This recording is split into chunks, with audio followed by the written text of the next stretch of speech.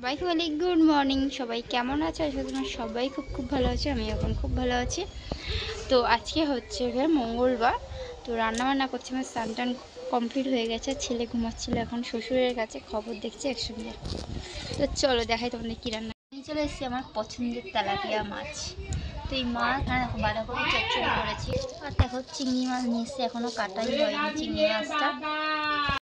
অনেকক্ষণ শ্বশুরের সঙ্গে খবর দেখছিল, বাবার সঙ্গে। যেই দেখছে মাকে আর দেখতে পাচ্ছে না, অনেক কান্নাকাটি শুরু করে দিয়েছে। খুব চালাক, তাই না?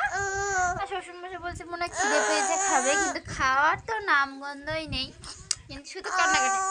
আবার কোলে থাকবে, দেখেছো জেদ, দেখেছো জোর করে নিয়ে রেখে দেবো।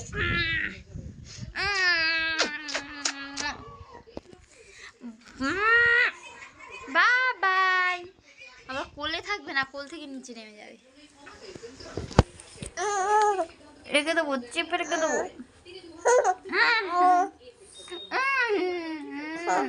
ছেলে আর আমি এখন ঘরে। ছেলের বাবা এসেছিলো, খাওয়া দাওয়া করে গেল রেশন কার্ডের জন্য রেশন দোকানে। মেজো মাস্ত শাশুড়ি এসেছিলো, গেল, চলে গেছে। বাবাই তাই তো এসেছিলো হচ্ছে গিয়ে, মানে আমার মামি শাশুড়ি শরীর খারাপ ছিল, দেখতে যাওয়ার কথা ছিল, যায়নি, তাই আমাদের বাড়িতে চলে এসেছে। একটুখানি ঘুমিয়ে উঠে গেছে, দেখো ছেলের অবস্থা। বাবাই, বাবাই, ও শোনো বাবাই, বাবাই তুমি টিভি দেখছো? ও শুধু খালি আমি বসে থাকি, আমার পিছনটা মানে পিঠ ধরে এরকমই হাঁটা চড়া করতেই থাকে। হ্যাঁ, একটু হাম দাও, একটু শোনা হাম দাও, একটু হাম দাও, একটু দাও।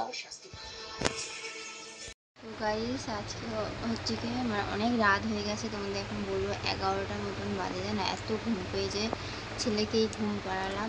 তারপর গাড়ি নিয়ে এসেছিলো, মানে আমাদের আজকে পেছনের দিকটা একটু লাইটিং সমস্যা হচ্ছে না, কি বলবো। তো বেশি কিছু বলবো না, কালকেই বলবো। তো চলো সবাই বলি tata, bye bye, good night, by.